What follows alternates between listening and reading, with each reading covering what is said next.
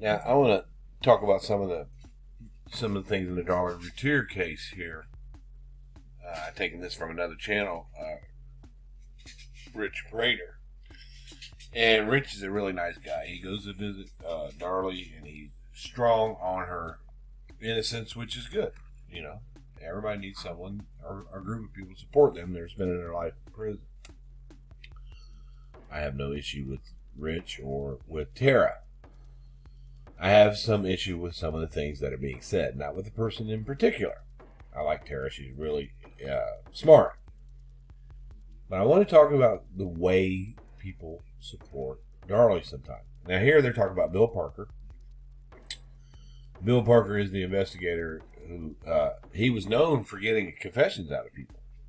So they brought him in, and he talked to Darlie, and he claims that Darlie says, I don't know, I don't remember.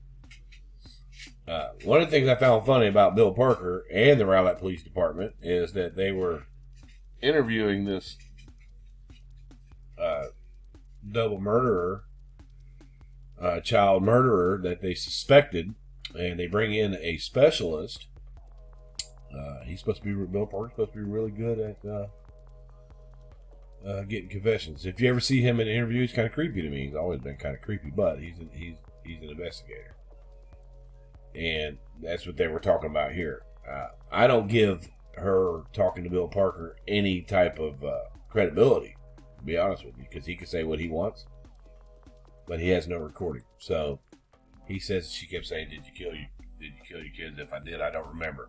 I never heard that. I heard him say that though. So I don't give that much credit. And in my arguments about Darlie's guilt, I don't bring up Bill Parker much because there's no proof of it. It's just what he's saying. And to be honest with you, the guy looks kind of creepy to me in every interview. So, but I don't discredit him either. I just don't give it any credit. It's not proof of anything. But if you listen here, Tara says that she deals in facts. All right. And I want to talk about Officer David Waddell, who was sitting at the Victory Baptist Church when the call came over the radio on June 6, 1996,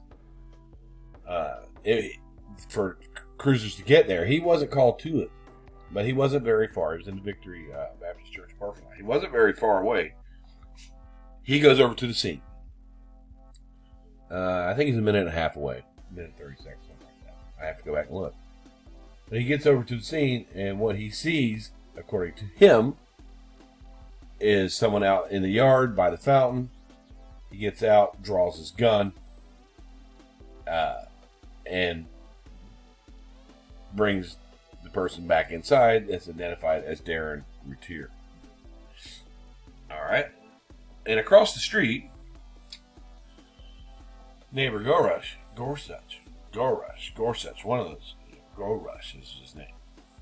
He was upstairs in his bed. He had the window open because it was a hot night. Like they always say, it was a real hot night. He had his window open, and the lights from the cruiser got his attention, so he looks out the window. He looks out the window, and he sees Officer Waddell pull up to the scene. He sees Darren, who he identifies as Darren. He knows Darren, in the yard. And he sees Waddell bring him back in the house. Now, what Tara is trying to tell people is, I'll show you. This is how she's trying to present the Rowlett Police Department within seconds of the crime happening. This is how she tries to present them. Hold on. Now, this is a text that I sent to someone else, and I didn't get a response when normally I get a response. The not getting a response is a good answer. I said, do you think Tara is really helping the case? She's got a lot of misinformation. And she does. It's not really misinformation. It's that she maximizes things, and she tries to discredit anybody who says that Darlie is guilty by saying that they're confused, blah, blah, blah, or they're not right, or there's something. She's attacking the character of anyone who says that Darlie's guilty, which is what they complain that Darlie's character was attacked. It was character assassination. But a lot of the supporters will not look at the message of a non-supporter and try to look at their character and deflect, which she kind of did that to me, but not really. It was Kim, the other one, that did that to me. But what it says, this is taken directly off of her last Darlie video. She's commenting to someone else. And it says, "Hey, Robert, thanks for your comment. Sorry about my voice. Literally lost my voice when trying to get this finished. According to Darren," she starts off with, "according to Darren," all right, who just went through a major thing, wakes up and his house is in a disarray. He doesn't know what's going on. He's barely asleep. He just smoked half a joint because it was found in his ashtray. So he might be confused at this point. But according to Darren, he left the house once to get Karen. However, he can be heard on the 911 call all the way through. Having said that, a neighbor, Gorosh, she calls him, but it's Gorosh, said he saw an officer pull out his weapon on Darren by the fountain from his second-story window.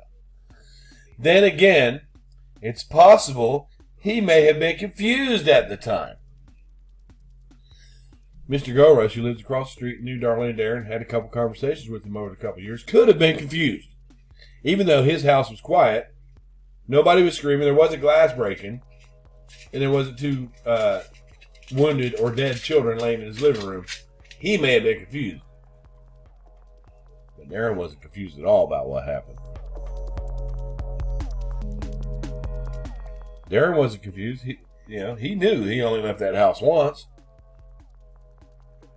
However, he could be heard on the 911 call all the way through. Well, if you take a picture of if you look at the evidence of where that phone was found, that phone, when you go into the house, you have a small foyer right there to go either way. You go off to the left, off to the right, into two other rooms. I think one's a room, one's a sitting room. I did find Jonathan Williams' son in Colorado, and I made contact with him. He's supposed to call me back later. But then you go down a small hallway. There's the bottom of the steps. You go down a small hallway into the back of the house where their living room and their kitchen was. Right there's a small bathroom right there as well. The phone was found approximately 18 feet from the front door in the hallway on the floor. You'll see a picture of it on the floor. Darlie was standing off by the bathroom. She was just holding that rag to her throat and the phone in the other hand. She wasn't helping anyone. That's why Waddell, he's got plenty of reasons to lie, but Darren doesn't. Darren doesn't have any reasons to lie. There's just 2 murders in his house, but he ain't got no reason to lie. But Waddell has loads of reason to lie. Is that a fact? That he has loads of reasons to lie? Is that you going on a fact? Why does he have loads of reasons to lie? He lied on the stand, and we knew it from the full-length 911. He lied about little things, like telling Darlie to help the boys when you can hear him say, "Lay down." Yes! He was telling her help. And she wasn't. She was just standing there with a rag to her neck. He was going to help him. You may not have heard that. I've never heard that. Okay? But if you're telling somebody to do something, and they're just, like, she's just standing there with the rag over her head. So he's finally said, just sit down.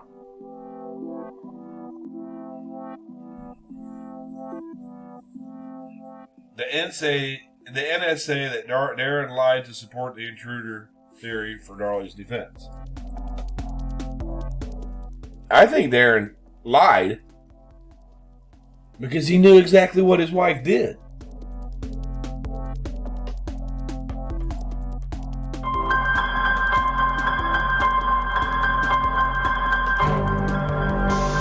It seems like the very first thing that I remember hearing is a glass break. It seems like the very first thing that I remember hearing is a glass break. It seems like the very first thing that I remember hearing is a glass break.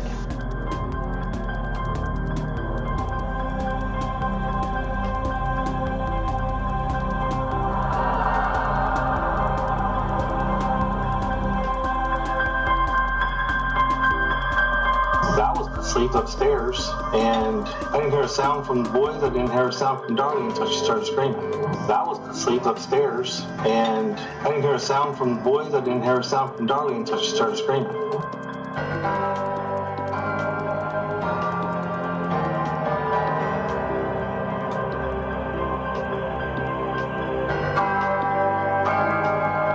The first thing that I was thinking through my mind is that this glass break, I thought, well, when I went to bed, Damon, the youngest one, was underneath the table, and that he must have popped the glass table up, and the glass table must have broke and hurt Devin.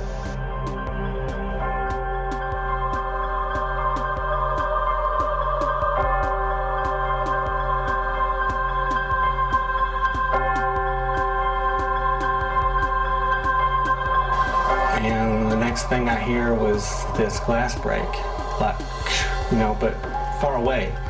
And the next thing I hear was this glass break, like, but far away.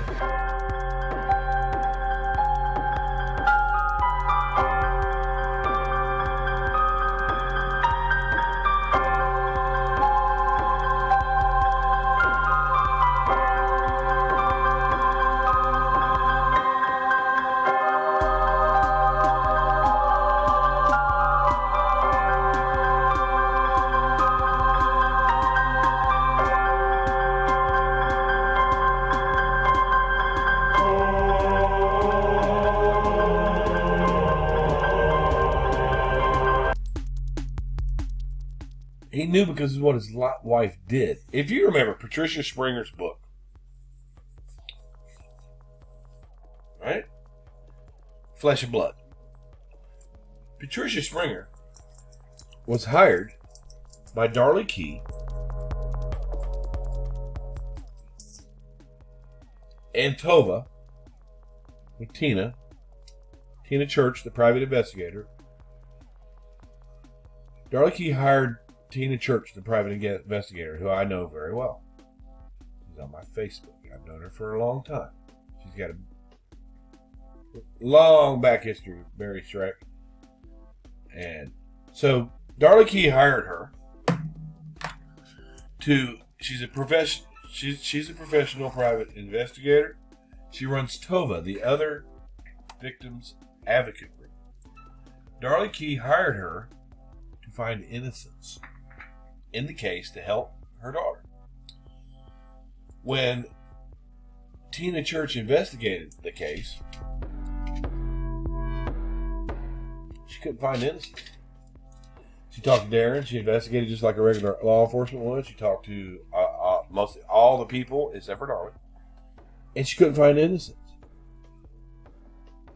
And she told Darlie Key that she couldn't give her a report of innocence because she couldn't find it. Tina Church is a good friend of Patricia Springer's, who took the report on the case that Tina Church, the hired private investigator, could not find, and wrote a book about it. For the children. This was a young couple who had made good. Darren owned his own business.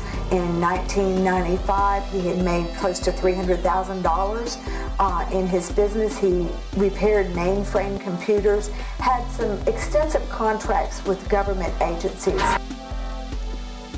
The motive did not appear to be robbery. Between the kitchen and the room where the murders occurred, there was 13 rings and a gold lady's watch laying out there. So that indicated to us if it was in fact a burglary or a robbery that had gone bad, there was nothing. There was valuables out there to be taken and nothing was disturbed.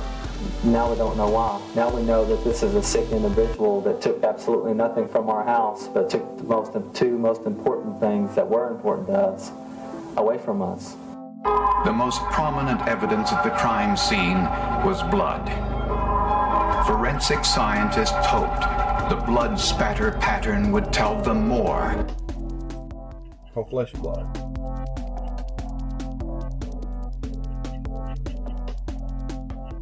So that's how some things worked out. But while Tina Church was investigating, I spoke to her. I had her on my show. She told me that when she was speaking to Darren, and this is just hearsay, like a lot of the stuff that Tara comes up with, but I'll claim it as hearsay. But I did have the private investigator on my show to say this. When she spoke to Darren, Darren slipped up. When he came down the stairs, he said he grabbed Darlie and started shaking her. Right about the point where you can hear her say, "I promise." He said he grabbed her and started shaking her, according to this private investigator. But is that a fact? Did I see Darren shake her? Do I believe this private investigator? I believe her, but there's no evidence of it. So I don't use that in an argument. Just like there's no evidence of what I'm about to get into. Okay?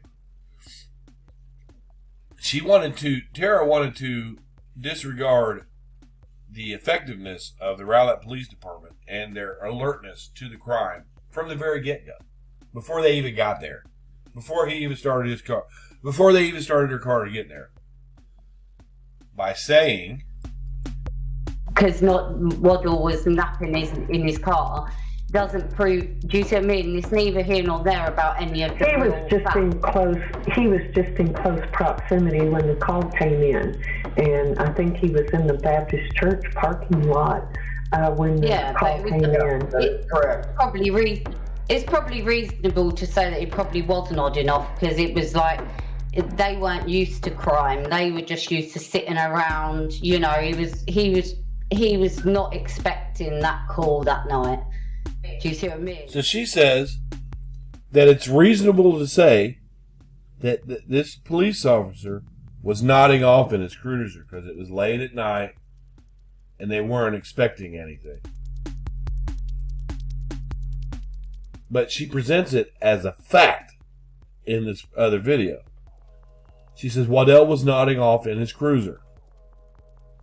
There's absolutely no evidence of that. Now listen to what she's saying. They weren't used to this, and how do you know what they were used to? All right, I took a minute to pause here to look at the recent log of the Rowlett Police Department. Some of the stuff that they go through, from the early morning hours on up. This is some of the stuff that they deal with today. I had the 1996 report of this at one point that showed that they dealt with a lot of different stuff: assaults, domestic violences. Of course, this murder in Rowlett is the biggest crime that they have ever had. Every city has the biggest crime that they have ever had. Like here in Dayton, we have a high crime rate, and we've had a lot of crimes there. But I think the biggest crime we ever had happened a couple of years ago in our Oregon district. But our police were prepared. They are trained. These officers, even though they don't see this type of stuff all the time, they're trained to handle it when it comes. And when we had a gunman come into our city and start firing at people, and he killed 9 people, but he was only able to get off, he was only able to fire for 32 seconds before our Dayton Police Department, who wasn't prepared for any of that, was able to shoot this terrorist gunman, Connor Betts, 52 times and take him out. Well, this is some of the stuff that they deal with today. You can see some are even on Eagle Drive. There's a couple on Eagle Drive on here, but they dealt with deaths, suicides, unattended deaths, all kinds of stuff. This is just, over a course of a day or two.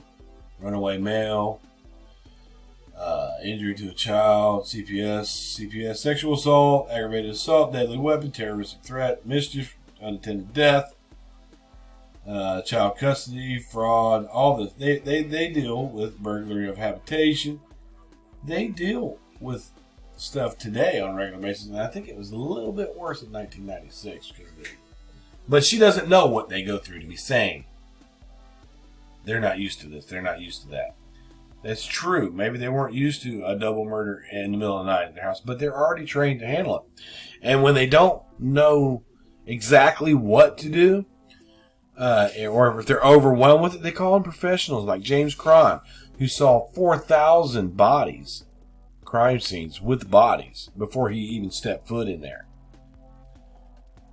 And Max Courtney, who was a a forensic analyst. They called him in. They called in Alan Brantley from the FBI. They called in lots of people because they wanted to be able to handle it, and they had the resources to handle it by reaching out to other law enforcement to help them. Any police officer that will pull off into a church parking lot to nod off is not doing his fucking job. But that's how they present things. They start off right off the bat by maximizing the ineffectiveness of the Rowlett Police Department by saying that the first responding officer, David Waddell, was just asleep when he got there. Just nodding off when he pulled up.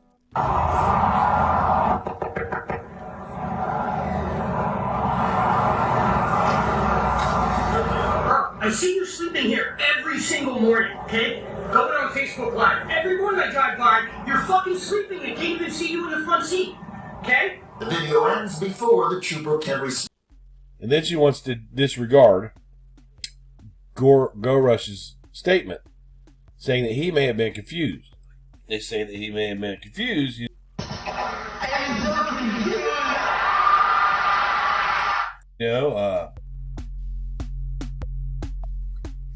Why is it when somebody makes a statement that kind of compounds what the RPD had said? A neighbor, Gorush, said he saw the officer pull out his weapon on Darren by the fountain from his second-story window. Then again, it's possible he may have been confused at the time. Why? Why would he be confused? You need to read his whole testimony. He's not confused at all. Now, if Gorush would have said, "Oh yeah, I saw some dude come out of the house and run down Darlock," and then the police officer pulled up and brought Darren in, would you say he was confused then? Because that stands for Darlie. This is the way that supporters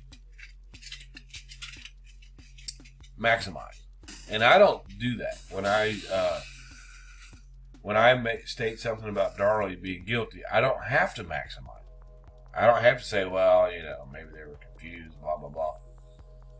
And I went at her about saying, because she keeps saying she deals in facts. Well, it's not a fact that Waddell was nodding off in his cruiser. I asked her where she got that from. I said, you said you deal in facts. She said, well, I got that from a book. If you'd read the books, not knowing that I have those books and I pass those, but she don't know me. She said, read the books and you'll know. Don Davis is a writer. He is not in policing at all. Right? So read the book. Read the book. Well, I can suggest you to read Barbara Irish Henselman's books on her guilt. Books that I helped her with. Not only have I read all the books available on Darlie, I helped get 7 of them published. On the other hand. So I just wanted to show how that Darlie supporters do these things. I want a Darlie supporter to show me that Waddell was nodding off. Don't just say it. Be honest. And Tara says, I'm not playing games with you, Brian. It's not a game. The game to you is you want to save an innocent woman. In your heart, you feel like she's innocent and she shouldn't die. The game for us is we want the person that killed Devin and Damon to face justice. Not necessarily the death penalty. But facing justice would be to be found guilty, to be proven guilty, and for people to accept that she's guilty. That's justice. And I'm not confused in any way, shape, or form. See, I'm not playing games, Brian, as if I'm playing a game. I stand for those children. You stand for the convicted murderer. Who's playing a game here? I would really love to debate with Tara. She's one of those ones that, although she's highly intelligent and a very likable person, I have nothing against her except for her difference of opinion on this. But she's one of those people who is so bright that when you bring up something to her that she may have been mistaken on or may have overlooked, she automatically gets angry. And the first stage of denial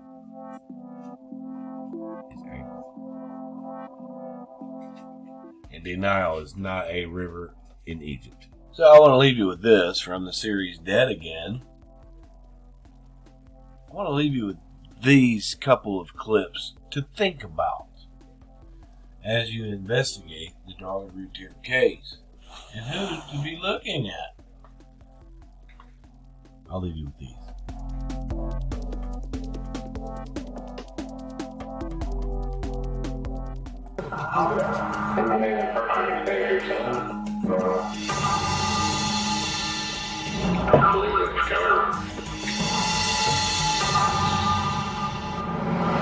Whether Mitch passes or fails, I'm more interested in looking at his demeanor and how...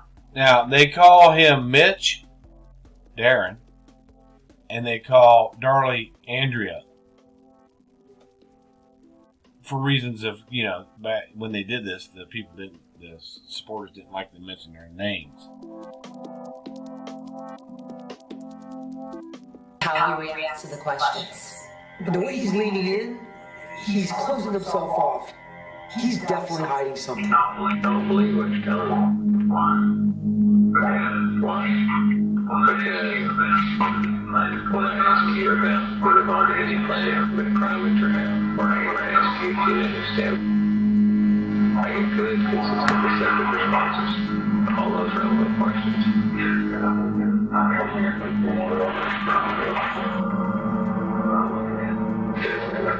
I'm answering. If you address crime, well, look at it.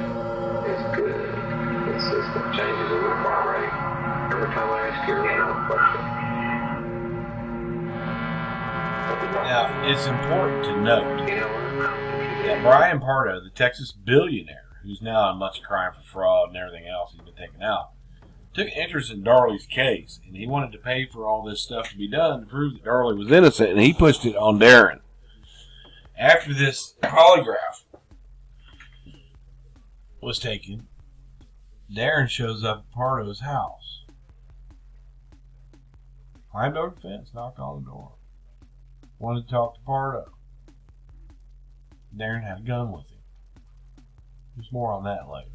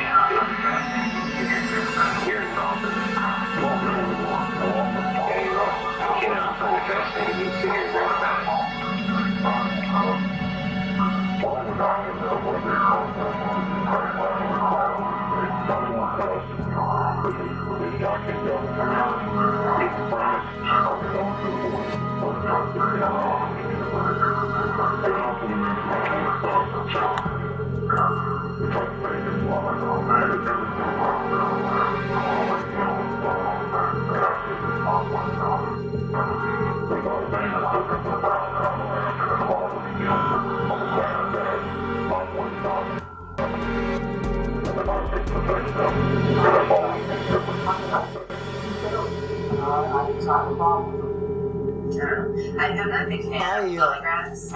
I use them here and there, but I just have a problem with them. I don't know. I'm not a big fan of polygraphs. I use them here and there, but you can't rely solely on a polygraph because people that are innocent have failed polygraphs because they're nervous or because, say he had nothing to do with it, but he has an idea or he thinks he knows who did it. No, I agree. I believe him.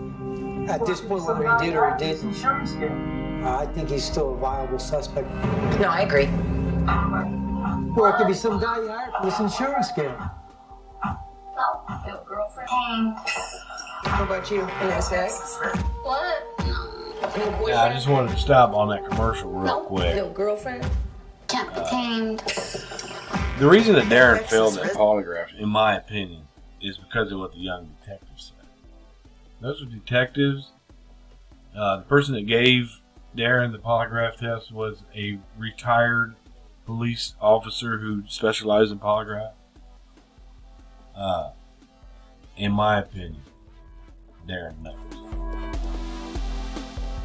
Darren knows.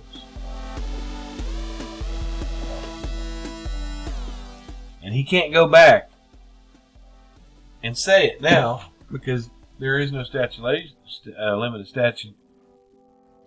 limitations on murder. Darlie can't go back and change her story now and throw Darren under the bus because she would have to admit to being complicit. So I want to leave you guys with that. In my opinion, justice hasn't been done.